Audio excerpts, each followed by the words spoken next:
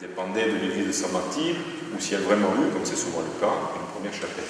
Et en fait, le San Martino qu'on aurait ici au village serait une remontée de culte depuis la plaine, puisque la plaine de Vescovato, comme toute la plaine de la Casine, que j'allais dire même toute la plaine orientale, ou toutes les plaines côtières de Corse, sont truffées, entre guillemets, de sites très anciens, qui font suite aux premières grandes implantations paléochrétiennes qui étaient dans les grandes cités littorales. Marianne, bien entendu, ici, c'est l'exemple le plus facile, qu'on voit d'ailleurs depuis les hauteurs du village, mais également à Leiria, Saint-Florent avec le Nébio, Ajaccio, Sagogne, donc toutes ces grandes cités littorales de l'Antiquité où est arrivé le christianisme, où s'est implanté le christianisme, où les communautés chrétiennes se sont développées. C'est à partir de ces points-là que l'évangélisation, la christianisation a progressé. Alors bien entendu, la Casinca, étant aux portes sud, on va dire, de la ville de Marianne, a reçu très tôt, probablement, cette nouvelle religion. Et on peut penser, ici dans le cas de San Martino de Vescovato, qu'il y a pu avoir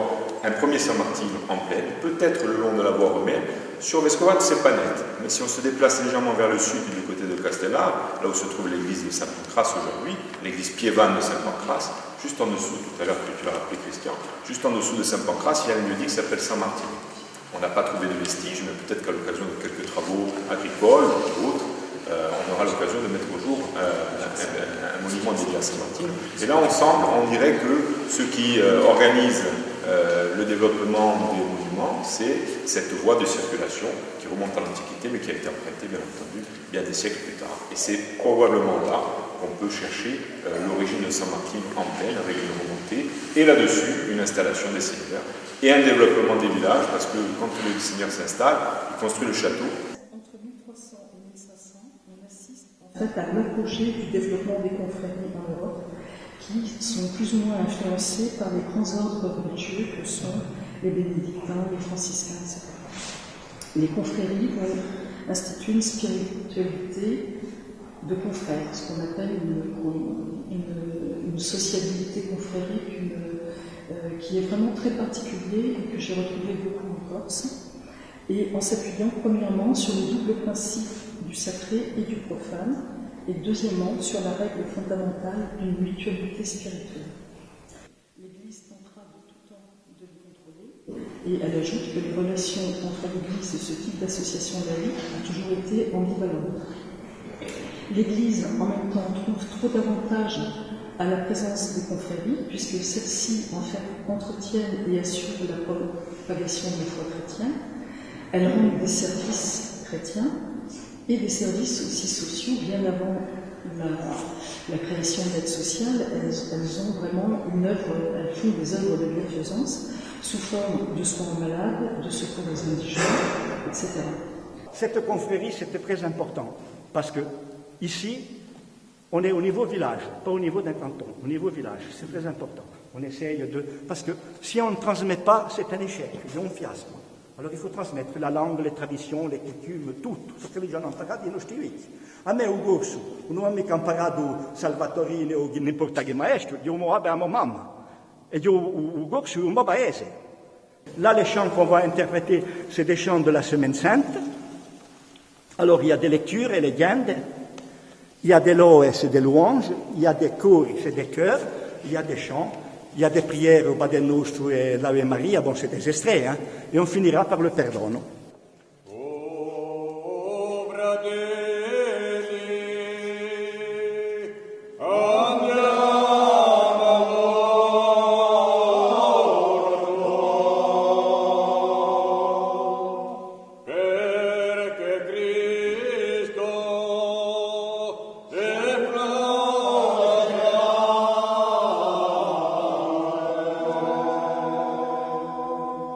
Non la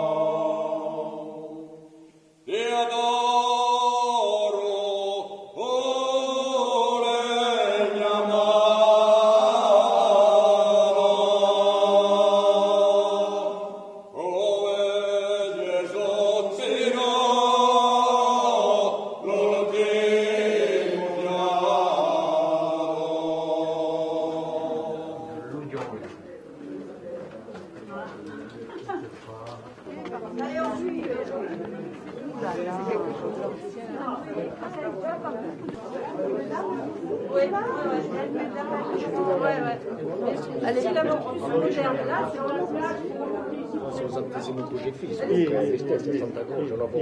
vous avez le prieur et le confrère. Alors, le prieur, il a la pèlerine Bordeaux, avec 2 gallons.